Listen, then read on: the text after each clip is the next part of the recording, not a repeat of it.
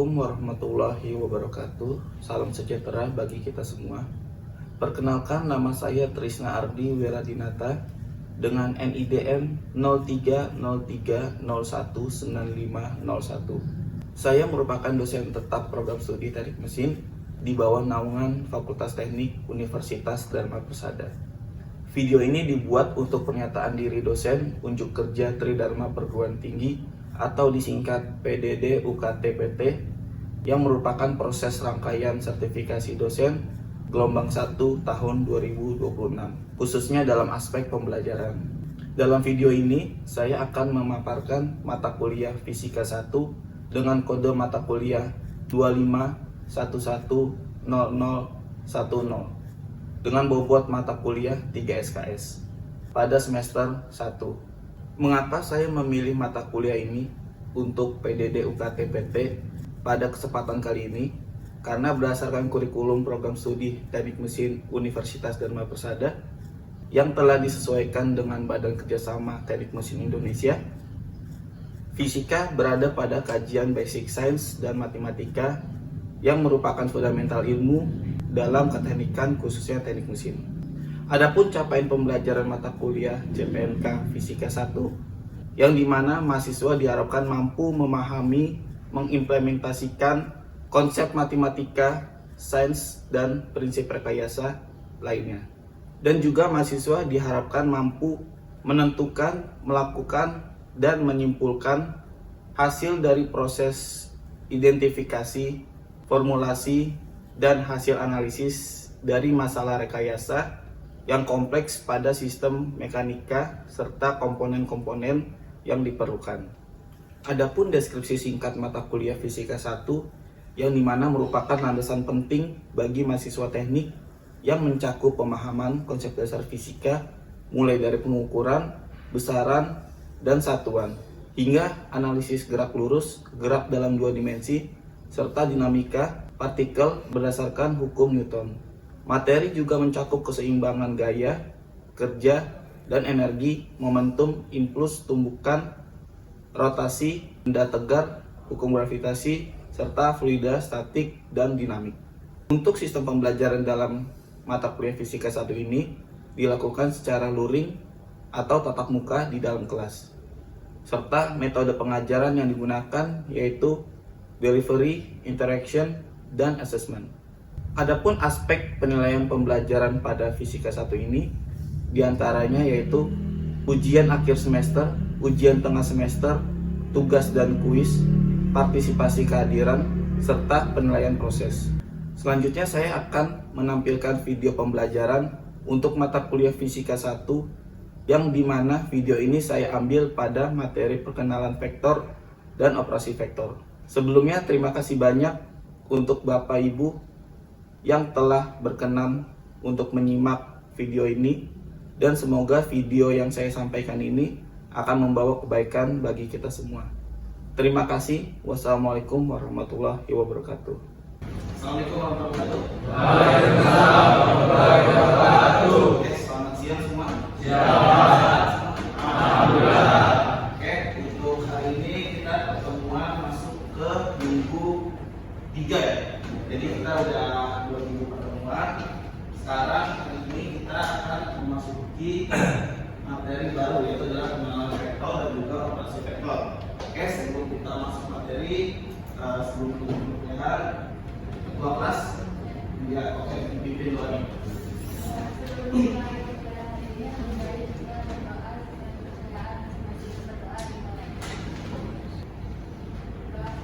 Untuk melihat hadir tidaknya mahasiswa dan saya akan membuat absen ya. Nanti yang saya panggil namanya silakan tutup tangan. Altaf, Fauzal, Farel, Muhammad Rozal, Nadia, Aditya, Muhammad Aditya, Dika Putra, Ahmad Fakih, Jehan, Muhammad, Anindya, Muhammad Arifin Abdul, Ramdhani, Sabrina, Akbar, Fajri, Bisa. Raji. Iya. Revan. Abdi. Iya. Oke, kita masuk ke kuliahan ya. Untuk hari ini kita materi adalah pengenalan vektor dan juga operasi vektor. Oke, masih ada ingat besaran itu apa? Yang minggu lalu kita bahas. Besaran adalah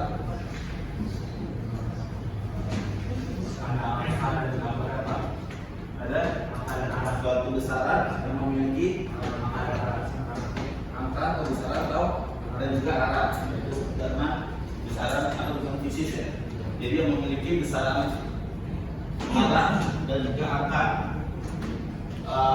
Di sini untuk besaran itu dibagi dari dua ya. Ada besaran yang memiliki arah, contohnya adalah posisi. Jadi kalau teman-teman berarti kalau kita ilustrasi teman-teman berangkat dari titik A dari rumah ke menuju ke kampus ya. Kita melewati beberapa jalan atau arah dan juga pasti ada waktu atau jarak yang ditempuh kan. Nah itu disebut dengan besaran yang memiliki arah dan juga angka ya. Dan itu ada juga ada kecepatan juga percepatan ya. Itu juga salah satu contoh yang memiliki besaran dan juga arah.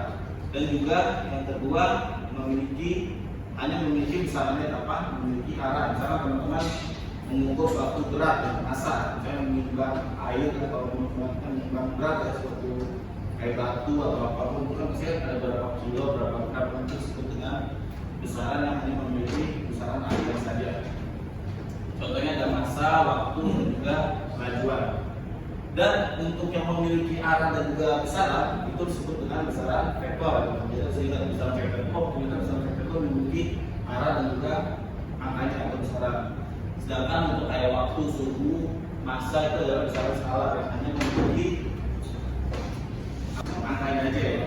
Jadi dilihat dari grafik ini dari besaran memiliki dua, besaran memiliki arah dan juga angka dan juga hanya memiliki angkanya saja. Kalau untuk memiliki besaran dan arah itu ada posisi kecepatan, kecepatan dan sebagainya.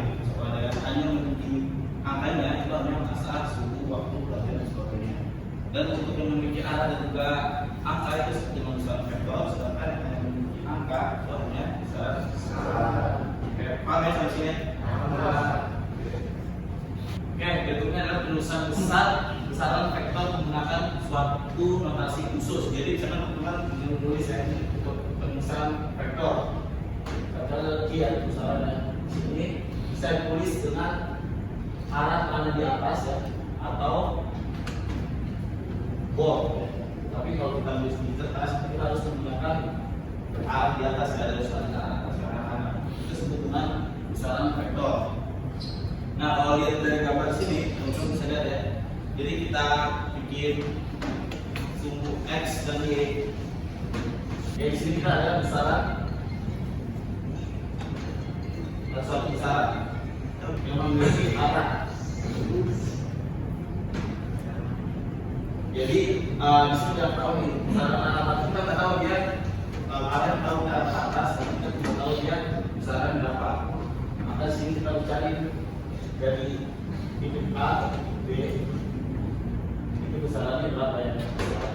Kemungkinan adalah I kecil, oke?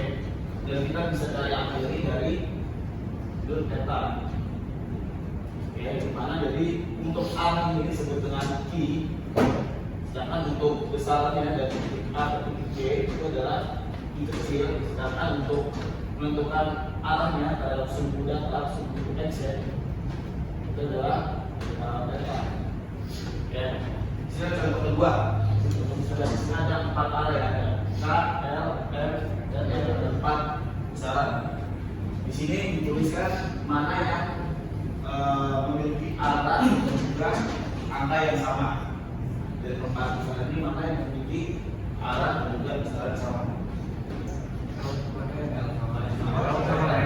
L sama N, karena dia memiliki besaran yang sama dan juga arah yang sama. Berarti L sama dengan N, N sama dengan L. Oke, sampai sini Pak. Berikutnya adalah komponen vektor dan juga vektor satuan 2D. Di sini tentu bisa lihat di Ini saya hapus ya. Oke, di sini ada suku. Ada suku Y. Ada besaran I besar. Lupa ya arahnya di atas ya. I vektor. Dan besarannya adalah I kecil. Sedangkan di sini ada theta. Oke, jadi untuk menentukan komponen vektor ini kita bisa tulis di sini. Jadi berapa besaran sumbu vektor I terhadap X ya. Jadi kita bisa lihat dari titik A ke titik 0 ke besaran Q. Jadi di sini disebut dengan titik 0 ke titik Q. Vektor Q disebut dengan vektor besaran dari titik 0 ke titik Q disebut dengan vektor Q X. Berarti vektor terhadap sumbu X. Lalu sedangkan kalau ke titik sumbu Y berarti sebutnya adalah vektor X. Berarti menunjukkan dia adalah vektor dengan sumbu X. Berikutnya adalah vektor dengan sumbu Y. Atau teman-teman sebelumnya kita bahas itu bisa diganti dengan apa namanya? Kalau Y dengan J ya, itu ada kopinya vektor atau X dengan I kecil ada vektornya, itu sama aja. Itu adalah trigonometri. Ada yang tahu masih ingat rumus dari trigonometri apa? Apa rumusnya? Masih ingat? Trigonometri. Nanti kepake di matematika, di fisika juga. Ada kan? Rumusnya sisi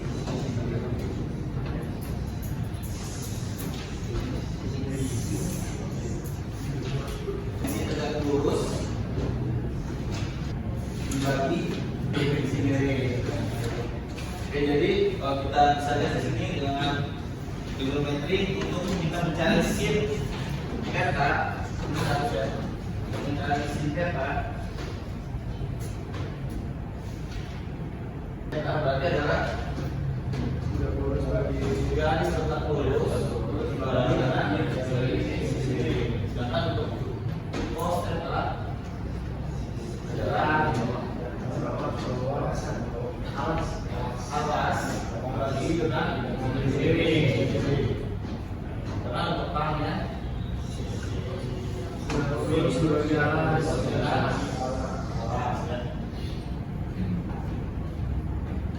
Misalkan kalau segitiganya segitiga suku untuk rumusnya berarti untuk sin tangennya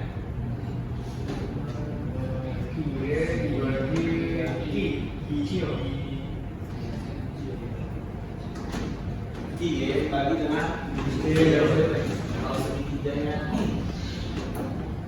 seperti ini berarti ini I dan juga S. Berarti untuk sinnya itu adalah berarti dengan untuk cosnya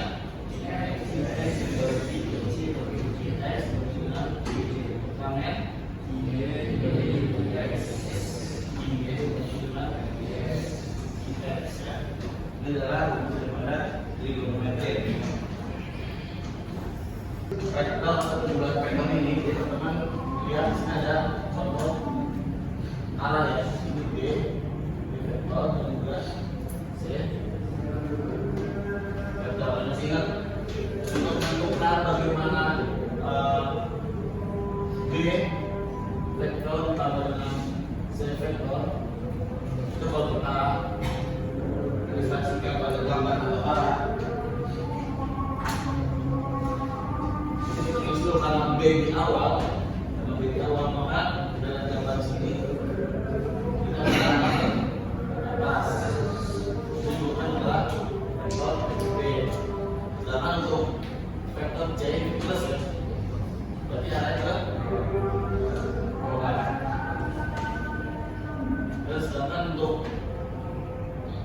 nilai B tambah C itu berarti ada di dari B ke C, dari B ke C dengan C vektor.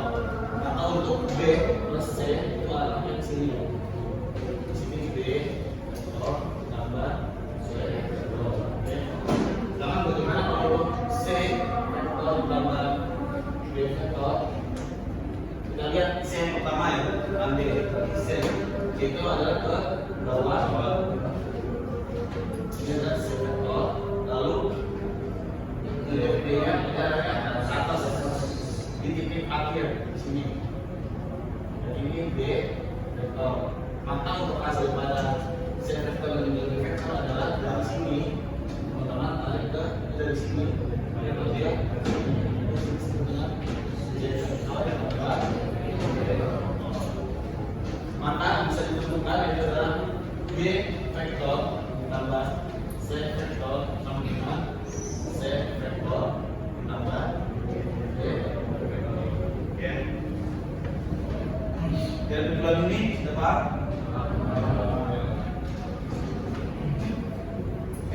Bagaimana dengan soal ini? Ada yang bisa? Sudah bisa? Untuk materi nanti akan saya kirim di WhatsApp ataupun di siaran termotor. Oke, dari kejujuran vektor ini ada yang bisa? Ini ada apa? Ada di sini tambah minus ya. Ini ya sisi ini adalah B vektor. Dan di sini C vektor. Nah, bagaimana kalau minus? Dari ujung B ke C. Kalau minus adalah jadi dia turun ke bawah. Jadi kalau untuk B plus ini untuk B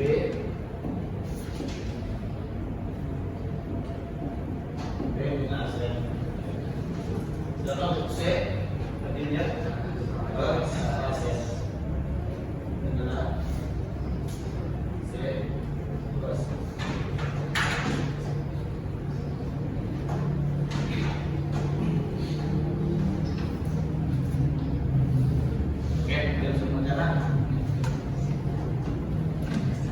Mengikuti mana dikerjakan itu adalah vektor B dikurang vektor C dan juga vektor C dikurang vektor C. Oke, dan mencatat buat sekarang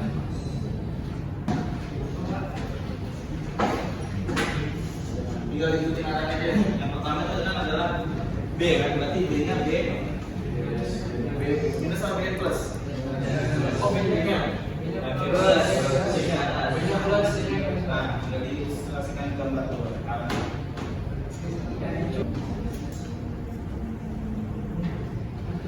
Lalu B plus.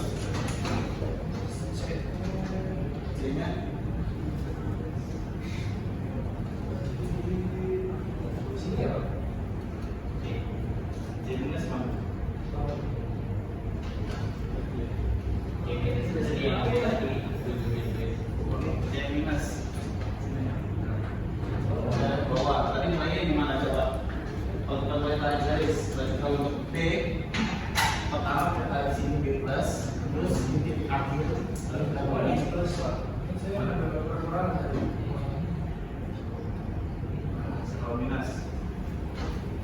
berarti mulainya dari B plus, lalu C minusnya dari awal ke akhir.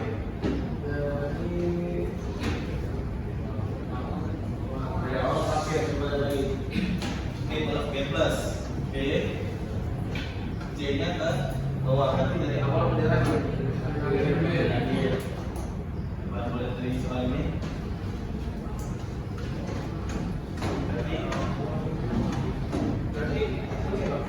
Ya kalau dari mana? Ini minus jadi arahnya ke atas. Kan? Jadi minus ke atas. Ini ngikutin itu ya. Nanti dari B-nya ke bawah. tangannya bawah yang dari C-nya. Serius.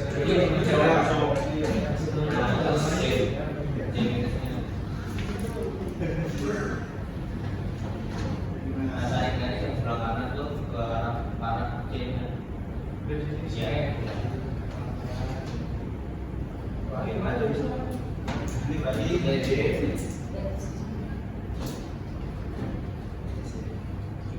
benar ya gambar gitu. Yakin kau jadi. Karena gitu kan kalau gitu kan ke bawah. Ada kalau gitu kan ke bawah deh. Benar intinya ke bawah. Menurut itu Kita coba di bawah sini. B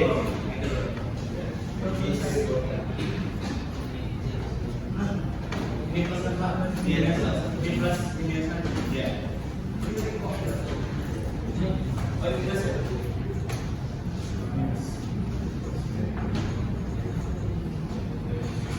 B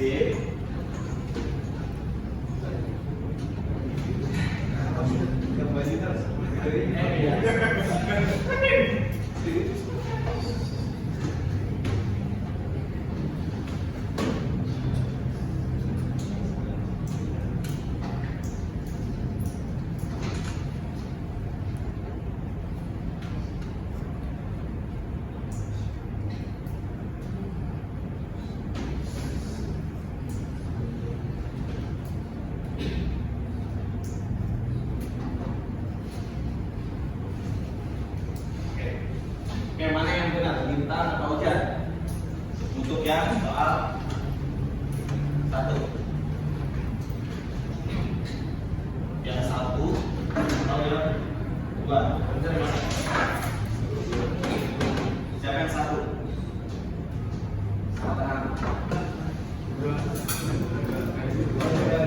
Angkat tangan. Oke, jadi benar adalah ya 2 ya. Kenapa 2? B dan B plus ya. Ini kita arahnya plus ke atas. Terus kita mulai lagi dari titik akhir. Kita cari C minus ya tadi kan. C minus, maka dari sini C minus ke atas kan ya. Berarti dari titik akhir ke atas. Oke, maka untuk vektor B dikurang vektor C dari titik awal ke titik akhir. Maka hasilnya adalah BC adalah nomor 2. Oke, silakan ke yang nomor 2. Ada mau maju? Nomor 2.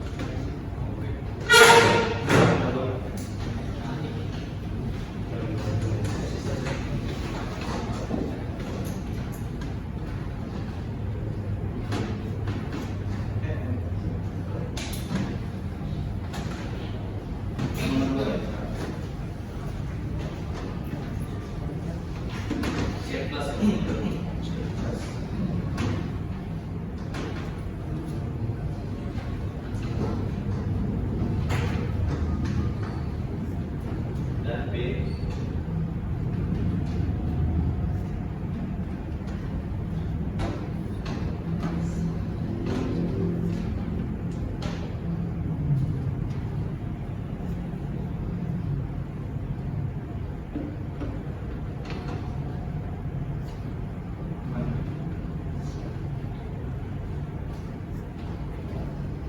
ya, simbolnya C itu C kurang B lalu vektor C bawah vektor B B. Oke ya. Oke, paham sampai sini? Paham ya? Oke. Oke, ini dari itu cukup ya. Thank you ya semua. Terima kasih Pak. Sekian pemaparan materi singkat pada pertemuan kali ini dalam kelas Fisika 1. Kurang lebihnya mohon maaf. Terima kasih dan sampai jumpa lagi. Wassalamualaikum warahmatullahi wabarakatuh.